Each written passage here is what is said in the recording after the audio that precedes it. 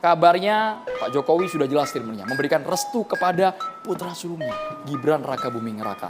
Tapi secara administratif Bang, masih banyak publik yang bertanya, ini otomatis keluar dari PDIP atau secara ADART partai bagaimana Bang? Publik yang bertanya itu Bang. Bang Adi. Status Gibran Status Gibran anak Jokowi. di dalam PDIP? Apa? Di dalam PDIP masih Dalam kader PDI Perjuangan itu 100% kewenangan DPP dan Ketua Umum. Apapun keputusannya kita serahkan pada DPP dan Ketua Umum. Tugas saya menggalang suara dan kekuatan untuk menangkan Ganjar. Bagaimana Gibran saya nggak pikirkan.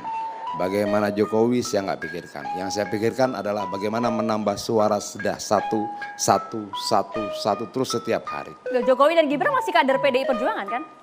Bapak dan anak itu. Masih dalam kader PDI Perjuangan nggak saat ini? Kalau sampai saat ini sebelum ada surat pemberhentian tetap kader PDI Kok Perjuangan. udah antipati Bang Adian? Kenapa? Kok nampak udah antipati? Enggak antipati, tapi kan ada sejarah begini. Dulu ada yang datang, kemudian minta menjadi wali kota, dapat rekomendasi, minta rekomendasi dikasih. Minta lagi, dapat rekomendasi, dikasih lagi. Lalu minta menjadi gubernur, minta rekomendasi, dikasih lagi.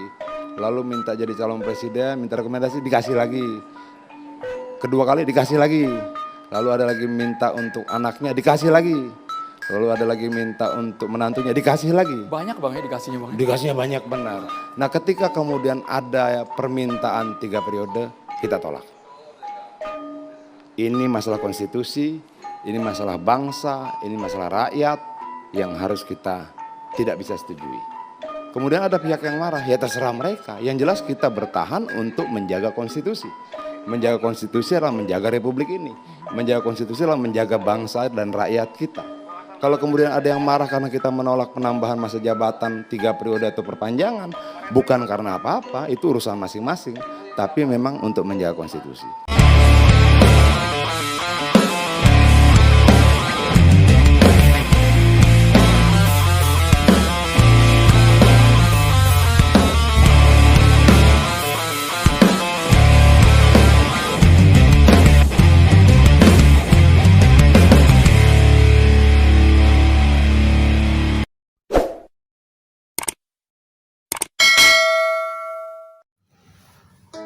Assalamualaikum warahmatullahi wabarakatuh. Salam silaturahmi sahabat semuanya. Semoga sahabat semuanya pada dini hari ini senantiasa mendapatkan rahmat dan barokah dari Allah. Juga senantiasa diberikan kesehatan. Amin ya rabbal alamin. Salam NKRI, salam Bhinneka Tunggal Ika. NKRI adalah kita. Sahabat semuanya,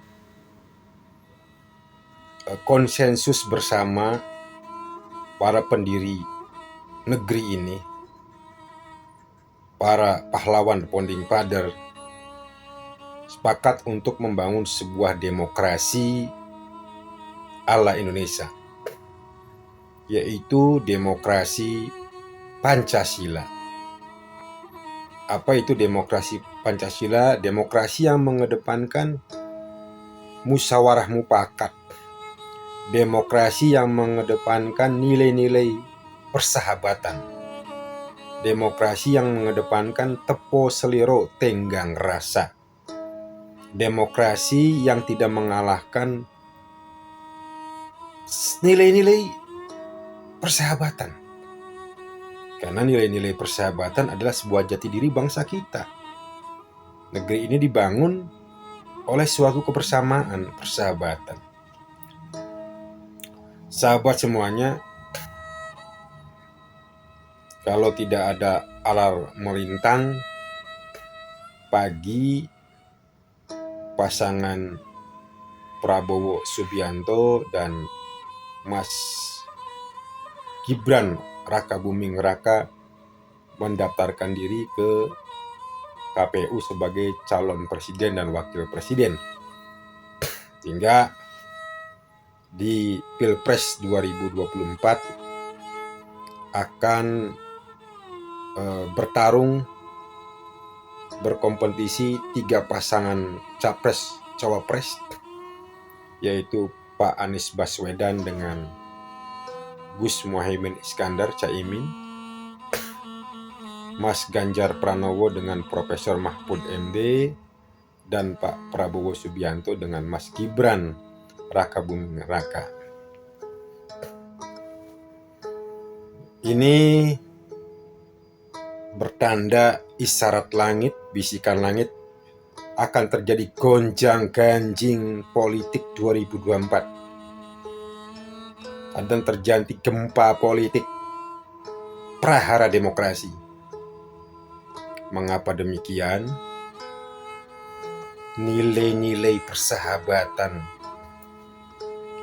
nilai-nilai tenggang rasa tepo seliro menurut pribadi Kap sudah dikalahkan oleh kepentingan politik dan atas nama demokrasi.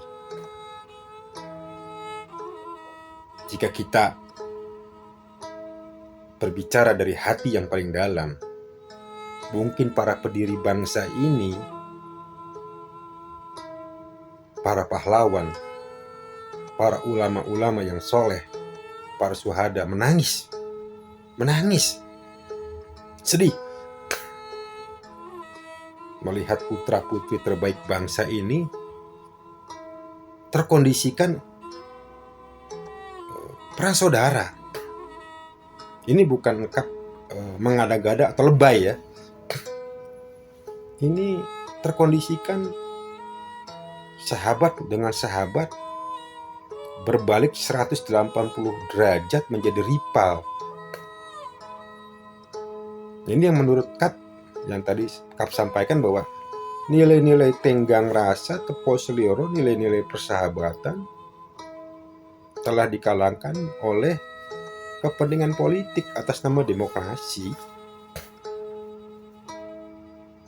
Kap menyoroti pasangan Pak Prabowo dan Mas Gibran ya.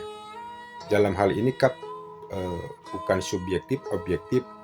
Kap tidak membawa dukung-mendukung kepada pasangan manapun, tetapi ini bicara dari hati yang paling dalam. Pak Prabowo dengan Mas Gibran berpasangan itu secara konstitusi sah. Tidak melanggar, sah. Secara demokrasi halal. Secara politik tidak haram. Tapi bukan itu. Secara kultur budaya bangsa kita, kultur ketimuran kita yang mengedepankan tepo selero tenggang rasa, nilai-nilai persahabatan. Bagaimana melihat realita ini? Bagaimana perasaan satu kelompok politik yang selama ini berjuang mati-matian memperjuangkan Pak Joko Widodo dari wali kota Solo 2 kali, gubernur DKI, sampai menjadi presiden 2 kali. Ini mohon maaf bukan sentimen pribadi Kap kepada keluarga Pak Joko Widodo, tapi realita yang dilihat. Ini seolah-olah ada skenario besar, entah siapa yang membuat, bahwa terkondisikan Pak Joko Widodo pecah dengan keluarga besar PDI, keluarga besar Bung Karno sebagai simbol dari partai PDI Perjuangan. Ini yang menurut Kap yang tidak dikendaki. Kap sedih banget ini. 3 pasangan capres-cawapres ini putra-putra terbaik bangsa. Pak Jokowi itu putra terbaik bangsa, simbol sebuah kerakyatan sederhana. Mas Gibran tokoh muda yang potensial, calon pemimpin masa depan.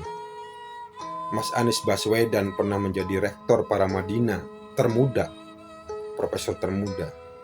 Caimin, kader Gus Dur yang cukup handal walaupun di ujung-ujungnya ada perpecahan dengan keluarga Gus Dur. Profesor Mahmud sebagai destroyer penegak hukum yang berani tanpa takut untuk menegakkan hukum. Pak Prabowo seorang patriotisme. Ini sebenarnya putra-putra terbaik bangsa. Tapi mengapa nilai-nilai persahabatan tenggang rasa Tepo Seliro dikalahkan untuk kepentingan kelompok, kepentingan politik mengatasnamakan demokrasi? Ini ada skenario yang disengaja. Entah siapa yang membuat skenario ini.